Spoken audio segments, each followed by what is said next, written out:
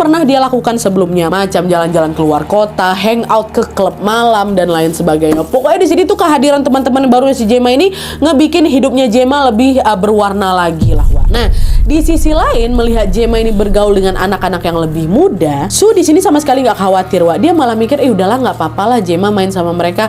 Toh kayaknya mereka juga bisa ngimbangin si Jema yang pikiran masih kayak keanak-anakan ini kayak gitu. Tapi pemikiran Su ini, Wak, tidak sepenuhnya benar karena setelah beberapa tahun ya menjalani hubungan pertemanan, Jema ini justru mengalami sebuah kejadian naas yang membuat masyarakat Inggris gempar.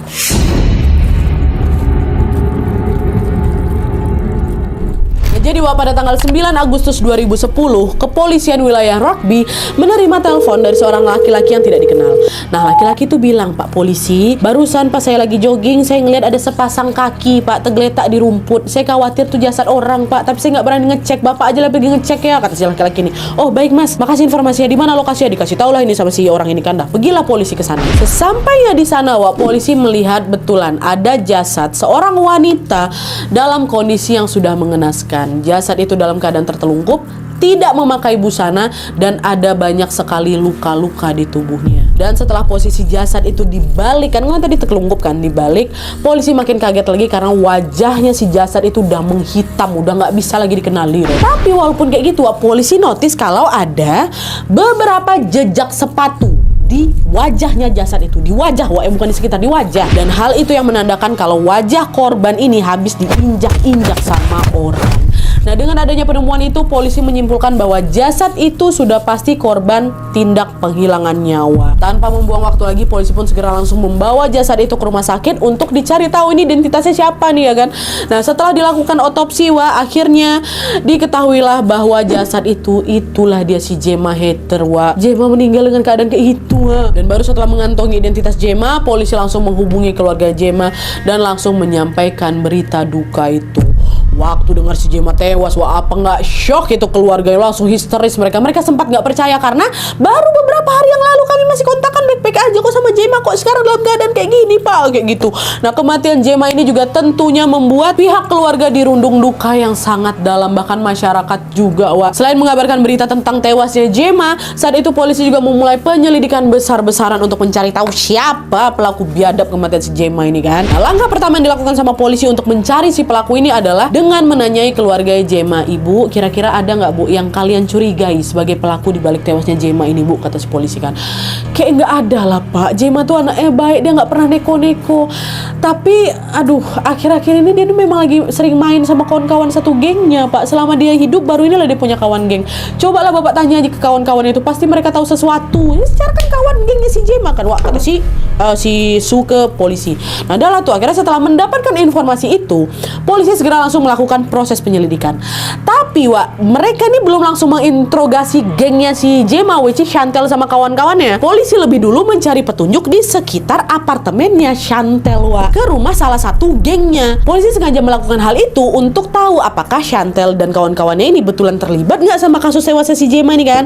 Dan setelah dilakukan pencarian, betulan polisi di situ menemukan rekaman CCTV di malam sebelum Jema ditemukan tewas. Di rekaman CCTV itu terlihat Jema, Chantel, Jessica, Joe, Daniel, dan juga Duncan, satu geng ini berjalan keluar dari apartemennya Chantel menuju ke persimpangan jalan. Ini malam sebelum kejadian, Rekaman itu sebenarnya biasa-biasa aja memang. Ini udah mereka jalan beriringan kayak gitu menuju ke suatu tempat.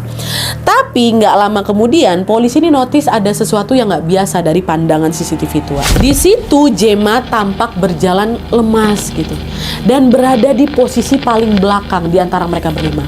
Nggak berhenti di situ aja. Dari rekaman CCTV ini polisi juga notice kalau selang 1,5 jam kemudian anak-anak satu geng ini kembali lagi ke apartemennya Chantel, tapi cuman berlima. Jemanya udah nggak ada. Ketidakmunculan Jema itu langsung membuat polisi curiga, loh ini kemana nih, kok Jema nggak ikut balik ke apartemennya Chantel nih? Nah, jangan-jangan di sini ada sesuatu yang terjadi sama si Jema nih, kata polisi kayak gitu. Nah, untuk membuktikan kecurigaan itu, polisi pun kembali lagi menemui keluarganya Jema untuk bertanya lebih lanjut. Bukannya belum nyampe di Chantel ya, balik lagi ke keluarga si Jema. Nah, pas didatangin kedua kalinya ini, keluarga si Jema baru cerita tentang sisi red flagnya sikap gengnya si Jema, khususnya Chantel. Jadi menurut mereka, Wak, si Chantel ini orangnya ngebosi. Dia suka nyuruh-nyuruh si Gemma untuk melakukan sesuatu yang dia inginkan. Dia suka merintah-merintah Gemma rupanya, Wak. Dan setelah tahu si Chantel ini bersikap kurang baik, Su ini sempat negur si Gemma, katanya, Wak, "Nah, kamu jangan maulah disuruh-suruh kayak gitu sama si Chantel. Mama nengok dia kok macam gak sopan. Mama lo gak pernah gituin kamu, kok kamu mau digituin sama temanmu?" kata si Su. Tapi di situ si Gemma jawab polos aja, "Udah lama gak apa-apa, Chantel ini orangnya baik kok. Udah Mama gak usah khawatir," katanya. Dan setelah Gemma ngomong kayak gitu, Su pun tetap membiarkan si Gemma untuk berteman sama si Chantel meskipun merasa sudah ada yang kurang serk lah gitu. Dah, itu red flag pertama ini, Wak, ya. Red flag keduanya, salah satu teman baiknya si Su yang bernama Fran Smith juga ikut speak up, Wak, tentang keburukan teman-temannya si Gemma ini. Jadi ceritanya, pada suatu hari Fran ini pernah ketemu sama si Gemma, Wak, di sebuah halte bus. Nah, di sana Gemma nggak sendirian, dia nengok ada Chantel sama si Daniel, pacar si Chantel kan. Bertiga mereka di situ. Cuman mereka sibuk berdua, si Gemma sendirian aja gitu tegak-tegak. Di situ si Fran nanya lah, kan negur, Gemma, kamu mau pergi kemana? Kok tumben kamu naik bus?" katanya. "Aku mau ngambil barang di kota sebelah, disuruh sama kawanku," kata gitu. "Hah? Ngambil barang apa kok sampai jauh-jauh kali ke sana?" Karena tempat yang dibilang sama si Gemma ini, Wak, jauh, kota sebelah katanya kan.